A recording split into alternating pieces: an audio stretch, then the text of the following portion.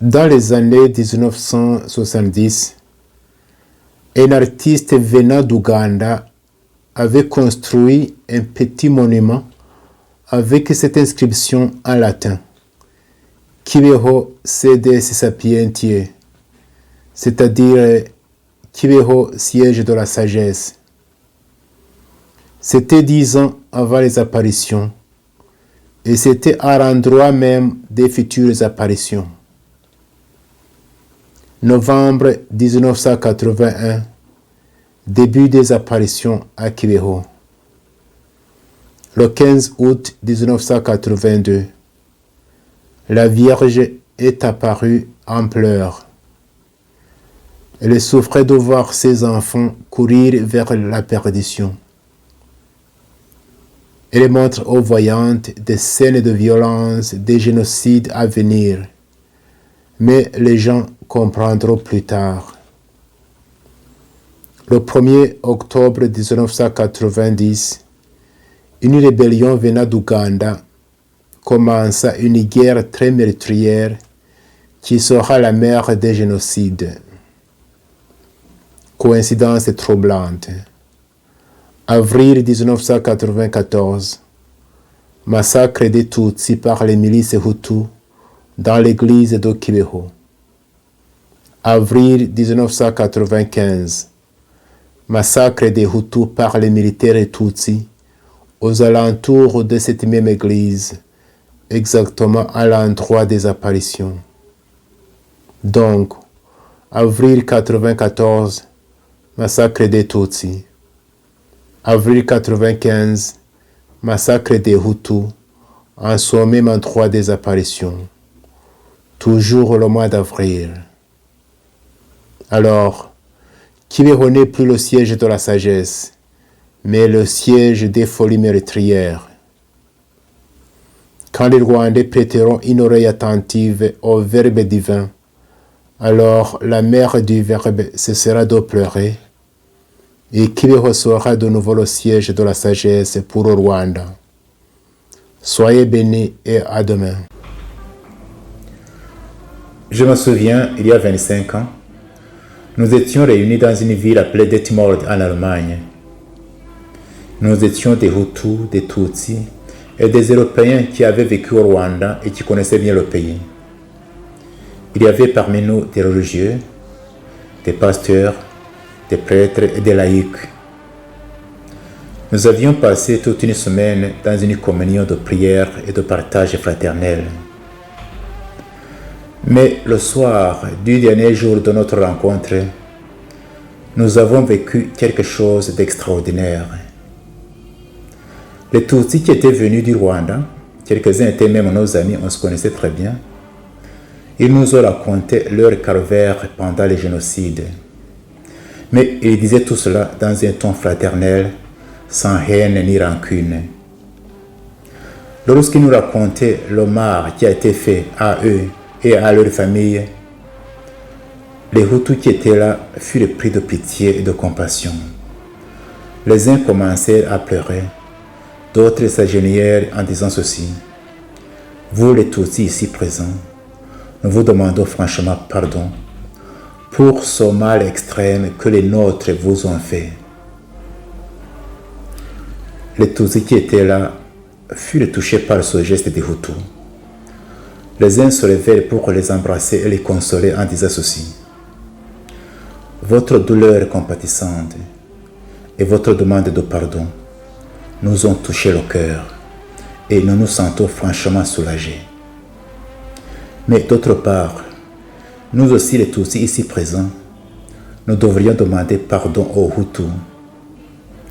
Oui, nous demandons pardon pour les peines et les souffrances que les nôtres ont fait subir aux Hutus tout au long de l'histoire de notre pays.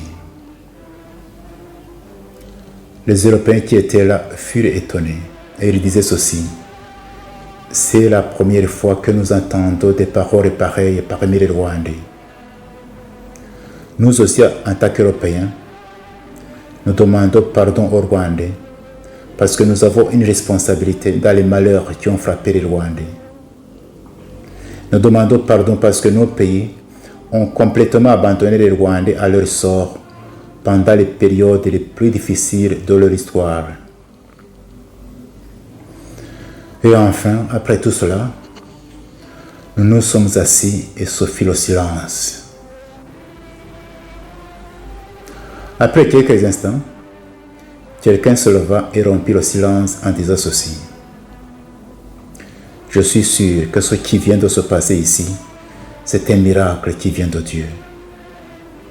Je pense, disait-il, que nous devrions mettre par écrit ce que nous venons de vivre ici et inviter les Rwandais, nos compatriotes, à écouter la souffrance de l'autre, à se tenir dans la brèche et à demander pardon. Nous avons composé cet écrit et nous l'avons appelé Confession de Detmold. Detmold, c'est cet endroit où nous étions réunis. Vous pouvez trouver cette confession traduite en plusieurs langues sur son site confessiondedetmold.com ou sur la chaîne YouTube Dr. Fulgence Loaiza. Parmi les gens qui ont signé cette confession, quelques-uns sont morts. Mais je ne doutais pas que le Seigneur, notre Père commun, les a reçus dans son royaume éternel.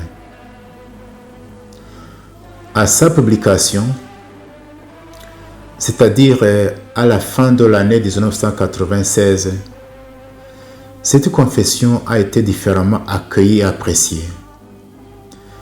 Tandis que beaucoup l'appréciaient hautement et disaient que c'était le seul chemin que les Rwandais devraient emprunter pour arriver à la vraie réconciliation, d'autres s'y opposaient carrément, et parmi ceux-ci on pouvait trouver quelques prêtres et pasteurs.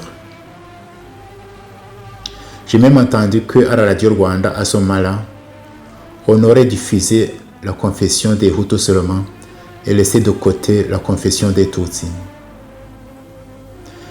Mais moi je pense que cette confession peut être une grande source d'inspiration pour la vraie réconciliation des Rwandais, c'est-à-dire la réconciliation entre les Rwandais eux-mêmes, mais aussi la réconciliation entre les Rwandais et leur histoire. Et ainsi les aider à sortir de cette impasse d'accusations mutuelles devant les tragédies qui ont endeuillé les Rwandais.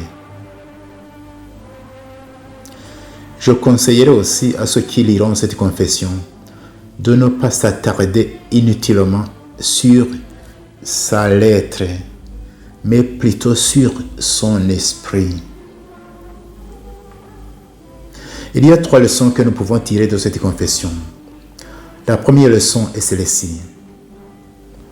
N'aie pas peur d'écouter la souffrance de l'autre et de la laisser pénétrer ton cœur.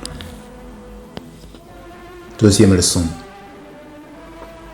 N'aie pas peur d'exprimer tes propres souffrances, tes peines, tes peurs, mais alors sans haine ni rancune. Troisième leçon.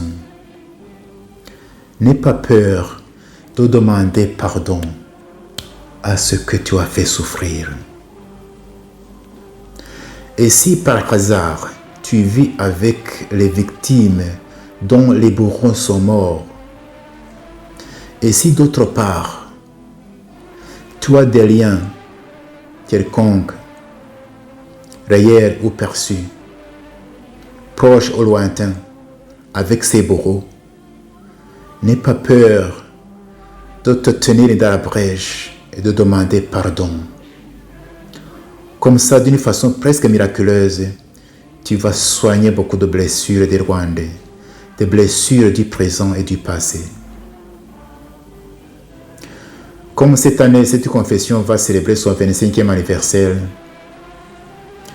je viendrai chaque jour tout au long de cette année sur cette chaîne pour voir voies et moyens de bâtir un Rwanda où il fait beau de vivre pour tous les enfants du Rwanda.